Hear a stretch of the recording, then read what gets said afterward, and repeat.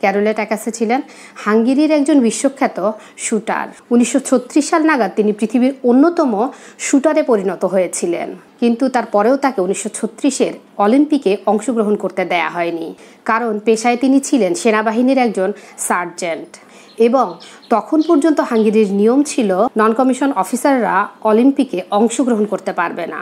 এরপর অবশ্য নিয়মটি সংশোধন করা হয়, কিন্তু এর পরপর 1940 এবং 1944 এই দুটো অলিম্পিক বাতিল হয়ে যায়। তবুও বয়স বাড়ার সাথে পাল্লা দিয়ে ট্যাকাসে নিজেকে প্রস্তুত করে চলছিলেন 1948-এর অলিম্পিকে অংশগ্রহণ করার জন্য।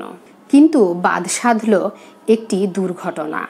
সেনাবাহিনীতে প্র্যাকটিস করার সময় তার ডান হাতে একটি গ্রেনেড বিস্ফোরণ হয়ে গেল এবং ডান হাতটি পুরো অকেজো হয়ে গেল।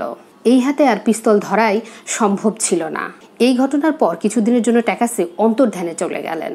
কেউ তাকে খুঁজে পাচ্ছিলেন না, সবাই ভাবলেন উনি মনের দুঃখে বিভাগী হয়ে গেছেন।